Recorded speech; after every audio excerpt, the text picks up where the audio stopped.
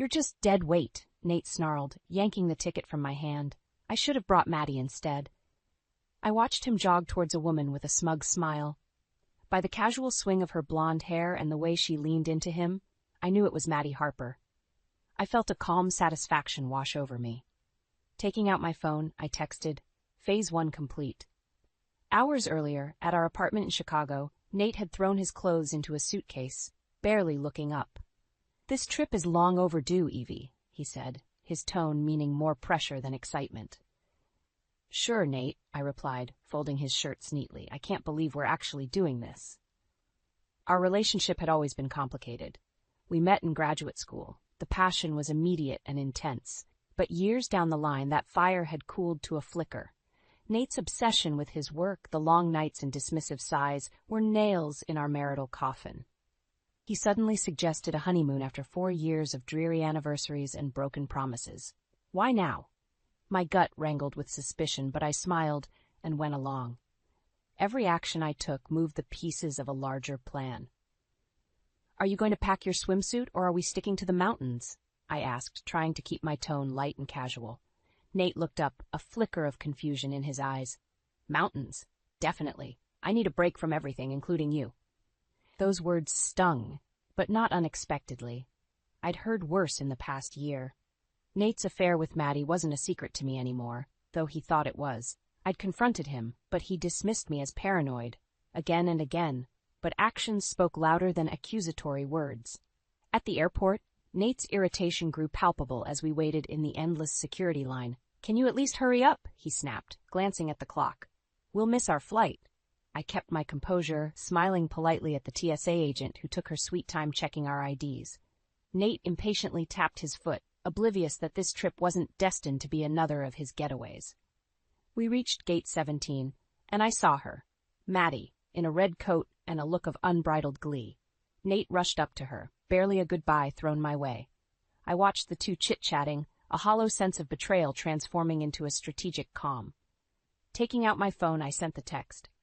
Then I walked, unwavering, towards the neighboring gate. Instead of Alaska, my final destination was a small cafe in O'Hare where Tim, my tech-savvy brother, awaited me. Is it done? He asked as I slid into the booth. Yes, I nodded. Tim pulled out a laptop, its screen blinking with messages. Everything's set. We've got the evidence we need. Ready for the public showdown? I sipped my coffee, steeling myself for what was to come. Absolutely. He won't know what hit him. We watched Nate and Maddie pass by, engrossed in each other. They were blissfully unaware of the storm building around them, but they'd soon feel its full force. Looking at my reflection in the cafe window, I didn't see the hurt wife. I saw the woman ready to reclaim her strength, not through tears and tantrums, but through calculated justice. I glanced back at Tim. Let's go. Time's ticking. Alaska awaits. We walked out, a journey of consequence about to unfold. The plane ticket in my bag wasn't just a trip. It was a ticket to freedom and retribution. For every deceit Nate spun, a tenacity burned in me stronger. The deceptive skies would clear, and justice would prevail. As the taxi cruised through the bustling streets of Chicago, my mind replayed the moments that led us here. From passionate beginnings to Nate's growing absences, our relationship was a shadow of what it used to be. Each anniversary skipped, every milestone ignored, chipped away at the love that once bound us. I remember the day I found out about Maddie Harper. It was a cold November evening. Nate had left his laptop open, and a message popped up. I can't wait to see you again, Maddie. My heart sank, but I read on, uncovering months of deceit. Even then, when I confronted him, he brushed it off.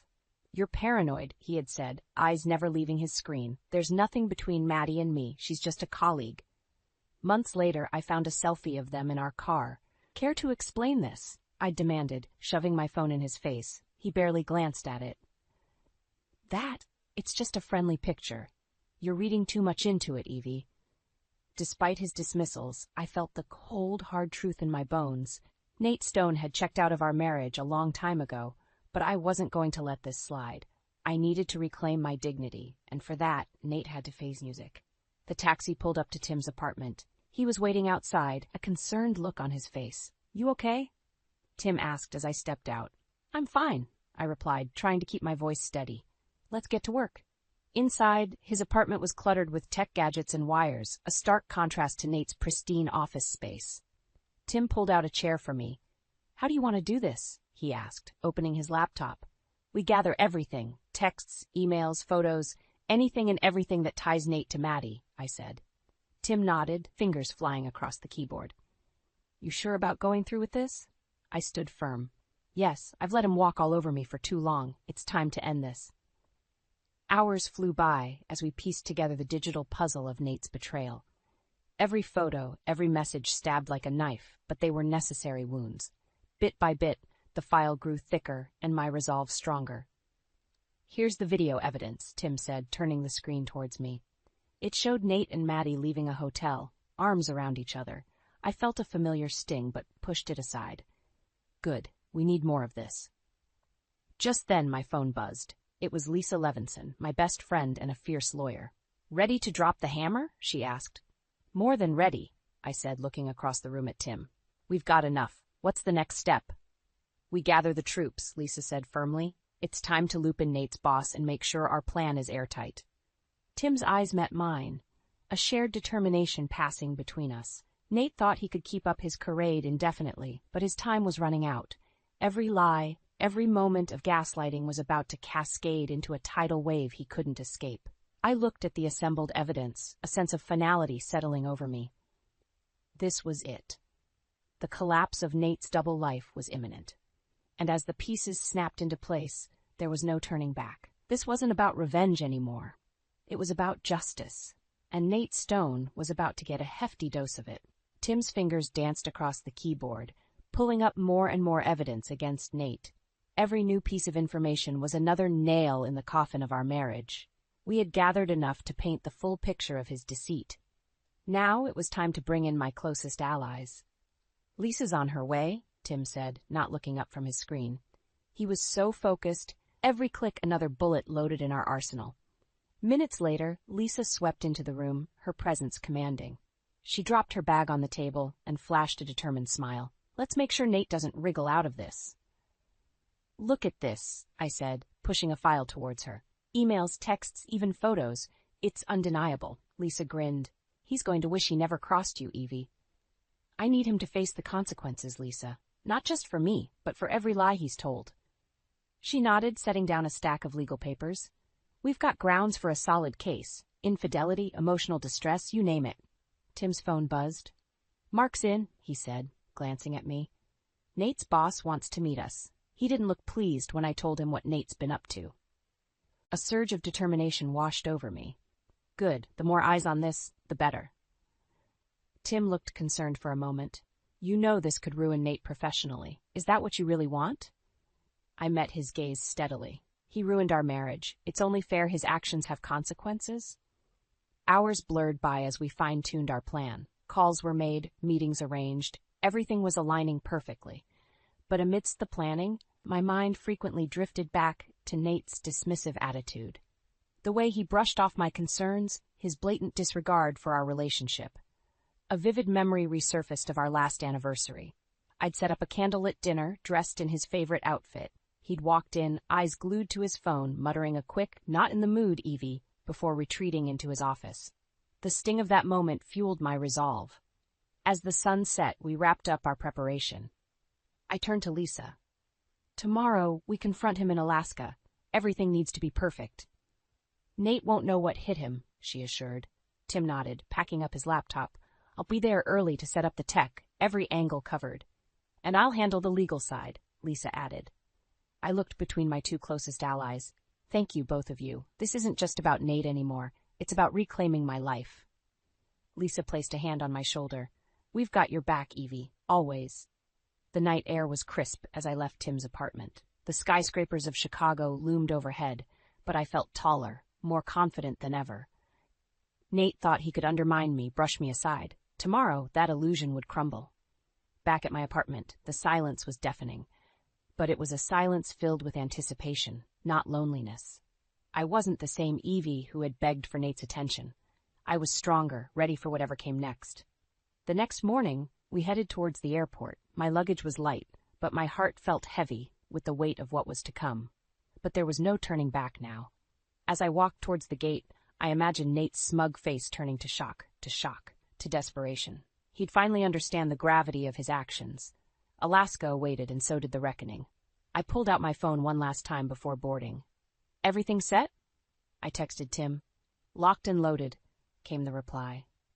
I smiled, slipping the phone back into my bag. This was it.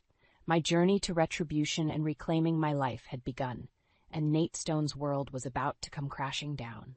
As our plane neared Alaska, my gaze drifted out the window.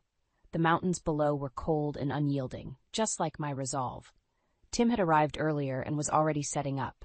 Lisa was seated next to me, flipping through our evidence one last time.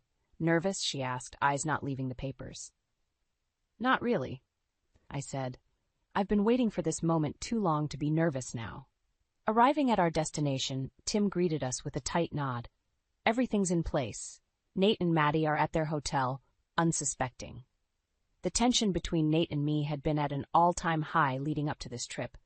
Every word exchanged was laced with animosity. Yet, he acted like this trip was a normal vacation. His capacity for deception was astounding, but his arrogance was his downfall. Nate's surprise honeymoon arrangements at first seemed perfect. Almost too perfect. A 5-star lodge, private mountain tours. He didn't realize his perception of control was a glaring mistake. I wasn't here to enjoy the sights. I was here to dismantle the facade he'd built. "Evie, you okay?" Tim's voice broke my thoughts. I nodded. "Just preparing myself."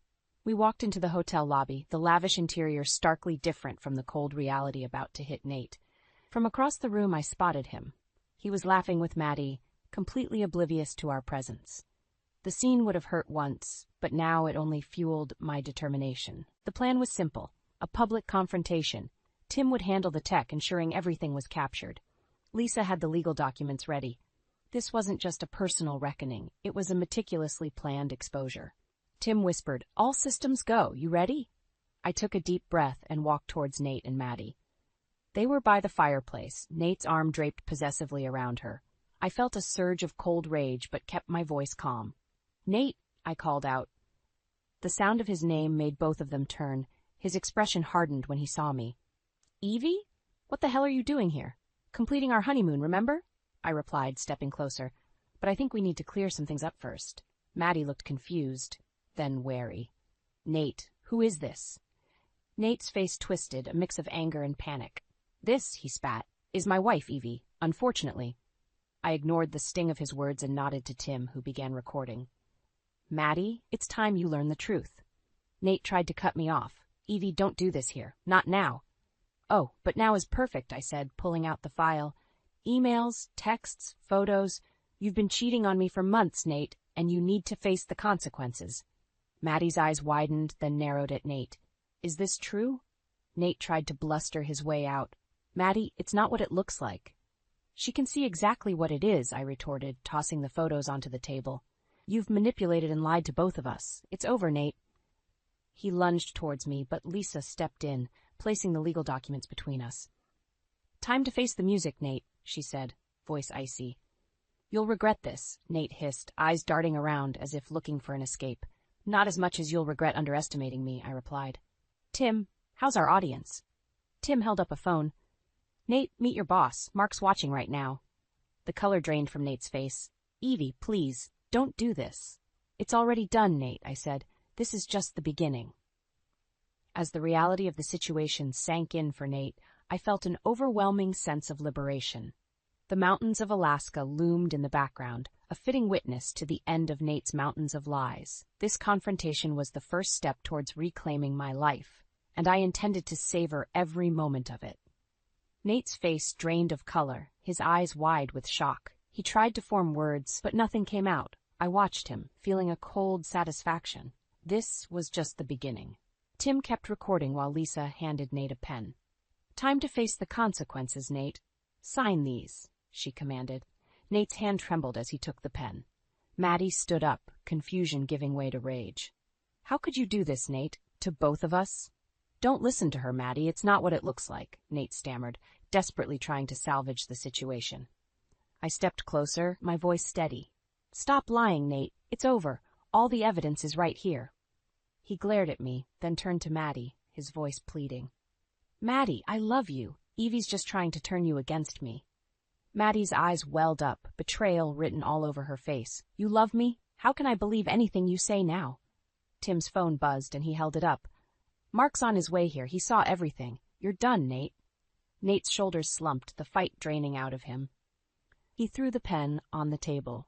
Fine, I'll sign. Happy now? Lisa placed the divorce papers in front of him. This is just the start, Nate. You'll also face the company's ethics committee. Nate scribbled his signature, his arrogance crumbling. Lisa collected the papers, her expression fierce. You'll regret betraying Evie.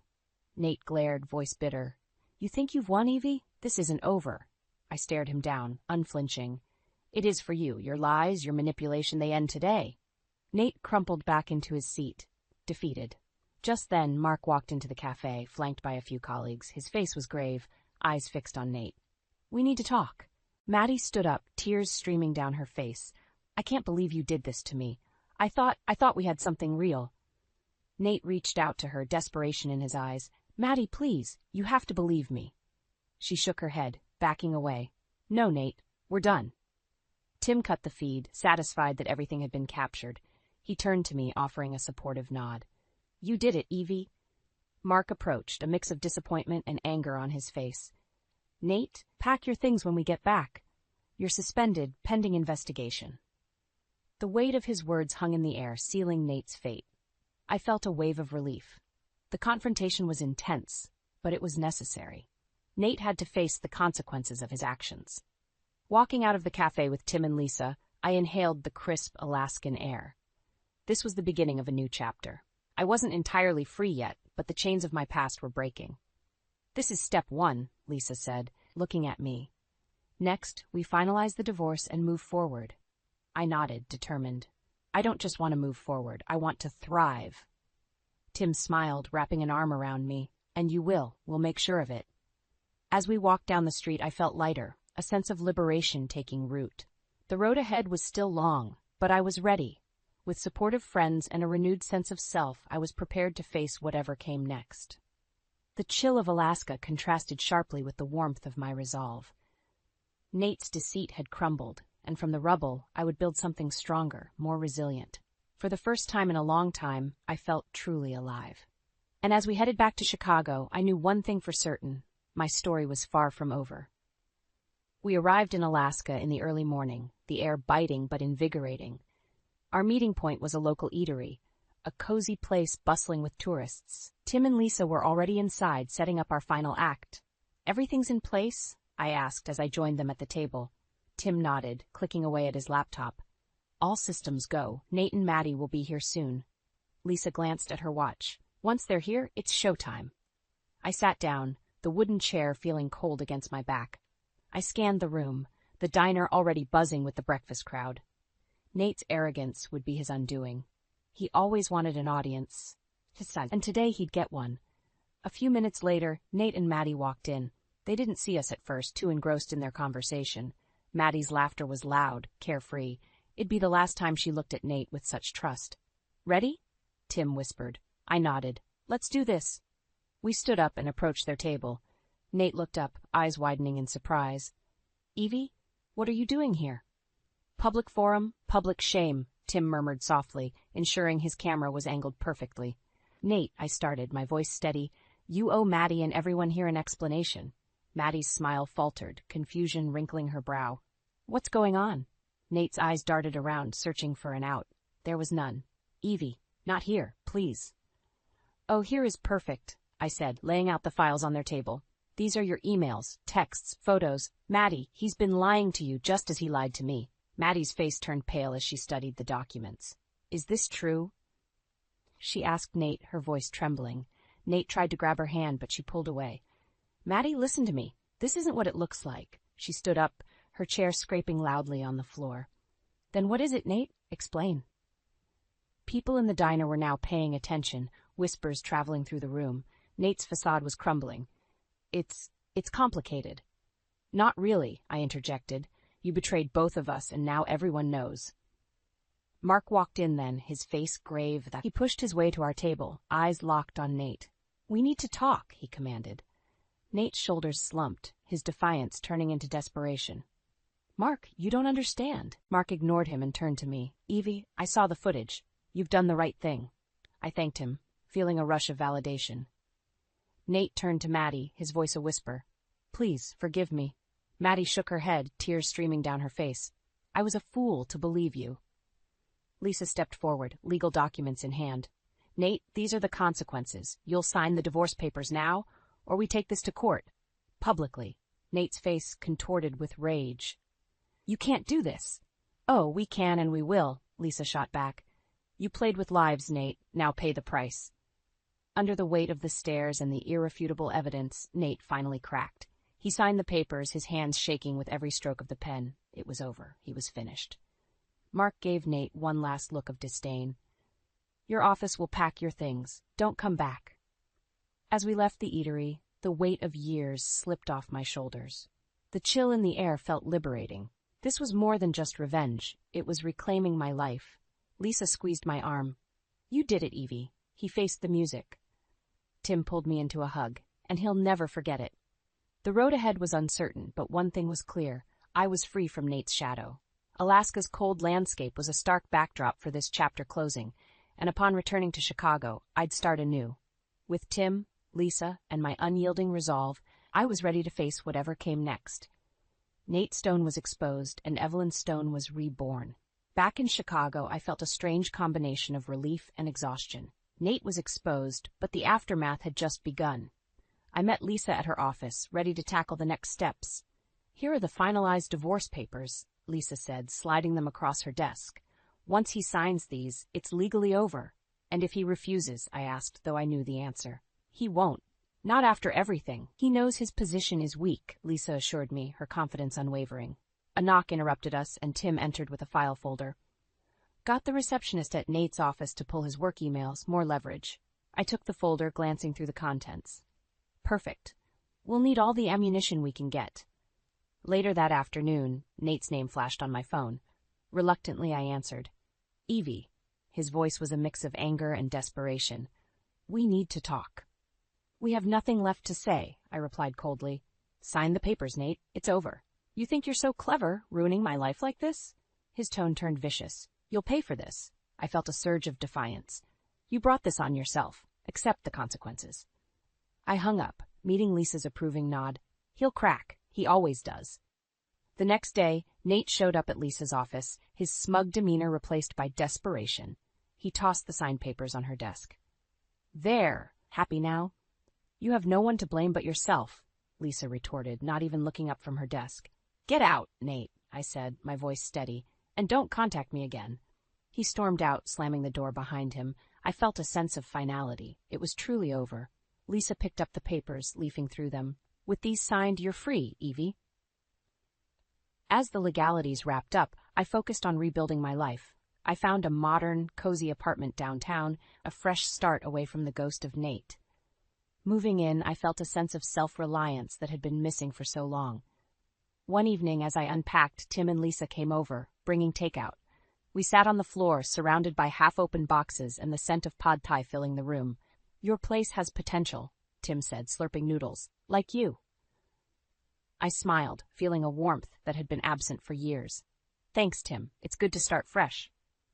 Lisa raised a glass of wine. To new beginnings. As we clinked glasses, the future felt wide open. My career picked up as well. Without Nate's constant dismissiveness, I thrived at my marketing firm, gaining recognition and respect. The emptiness that used to gnaw at me was replaced by a relentless drive. One evening, Lisa and I planned a hiking trip to the Grand Canyon, a celebration of newfound freedom. As we mapped out our route, she looked at me seriously. You've come a long way, Evie. I'm proud of you. I felt a swell of gratitude. I couldn't have done it without you both. This is just the beginning. As we toasted to our upcoming adventure, I felt truly at peace for the first time in years. Nate's shadow no longer loomed over me. The path ahead was bright and full of promise. For the final time, I allowed myself to think back to that tumultuous confrontation. Nate had been dethroned, his facade ripped away, and I had emerged stronger, more resilient. That chapter was closed, and I stepped into my new life with confidence, surrounded by the unwavering support of Tim and Lisa. In the midst of chaos, I had found my peace, and I was ready to embrace the fresh start waiting for me, to beginnings, self-respect, and finding worth beyond the past, this finding worth beyond the palate, and I was ready to live it to the fullest. Walking into my new apartment, I could finally breathe. My modern, cozy haven was a haven from the turbulence of my past. The sleek furniture and minimalistic decor were a stark contrast to the cluttered mess of my life with Nate. I rolled up my sleeves and got to unpacking the last of the boxes when my phone buzzed with a message from Lisa. "Drinks tonight? Celebrating your new life?" "Definitely," I texted back. I glanced at the clock. Just a couple more hours to sort through some lingering work emails, then I'd be ready to toast to freedom. As the evening shades crept in, I couldn't help but revel in the independence I now had. Nate was no longer a looming specter in my life. The finalization of our divorce brought more than legal liberation. It reinstated my sense of self. My brother Tim dropped by minutes before Lisa arrived. He set a bottle of wine on the counter. "How's the new place treating you?" "It's perfect," I said, genuinely smiling. "Feels like home already." "We knew you could do it, Evie." His eyes softened. "Ready to put the past behind you?" "More than ready." Lisa walked in, holding a tray of appetizers. "All right, let's get this party started." We settled in the living room, glasses in hand. The easy camaraderie between us was punctuated by laughter and plans for our upcoming hiking trip. For the first time in forever, the weight on my chest felt lifted. "So the Grand Canyon," I said, clinking my glass with Lisa's. "Think we'll make it to the bottom and back up without killing each other?" Lisa chuckled. "I'm pretty sure we've survived worse." Tim raised his glass. "To fresh starts and finding our worth." "To fresh starts," I echoed, and we all took a hearty sip. The days flew by rapidly. My marketing firm took off, thanks to the newfound focus and energy I poured into it. Each project was a step further from the shadow Nate cast on my life. The sense of accomplishment replaced the empty feeling I used to carry. The night before our hiking trip, I packed my bags meticulously, making sure I had everything needed for the adventure. Lisa dropped by to double-check her list with mine. "Everything set?" she asked, checking her own backpack. "Yep," I replied. "I can't wait to disconnect from everything for a bit." We flew out early the next morning, the flight buzzing with excited tourists. The feeling of anticipation mingled with a sense of something more profound, a true, symbolic journey into new beginnings. The Grand Canyon's vast expanse greeted us, its beauty awe-inspiring and humbling.